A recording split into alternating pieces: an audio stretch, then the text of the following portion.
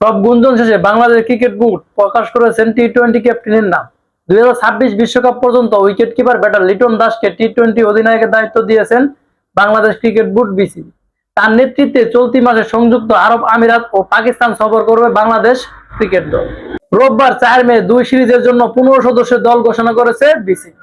বড় কোনো চমক ছাড়া টি-20 দলে নিয়মিত সদস্য দিয়ে সাজানো হয়েছে এই দল।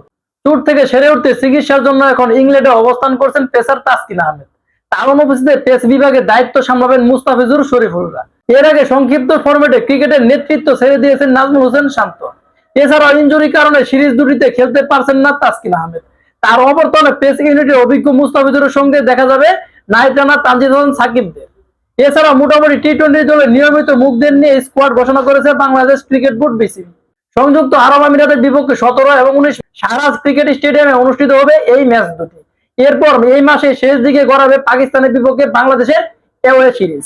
25 ও 27 মে সিরিজের প্রথম ম্যাচ দুটি হবে ফয়সালাবাদে এবং বাকি 3টি টি-20 অনুষ্ঠিত হবে রাওয়ালপিন্ডিতে, যথাক্রমে 30 মে, 1 জুন এবং 3 জুন। আসন্ন সিরিজ দুটির জন্য রবিবার বিকেলে দল ঘোষণা করেছে বিসিবি।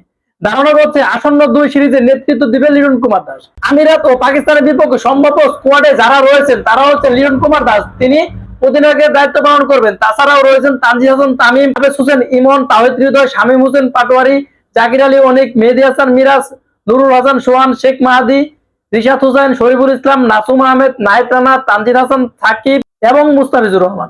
তো বোঝাই যাচ্ছে এবারে যে টি-20 সিরিজে যে সম্ভাব্য স্কোয়াড ঘোষণা করেছেন সেখানে কোনো রদবদল নেই। আগের মতো ধারাবাহিকভাবেই দল ঘোষণা করেছেন বিসিবি। তো বাংলাদেশ ক্রিকেট টিম এই দল নিয়ে কি পারবে পাকিস্তানের বিপক্ষে লড়তে, নাকি অভিজ্ঞতার অভাবে পিছিয়ে থাকবে বাংলাদেশ দল?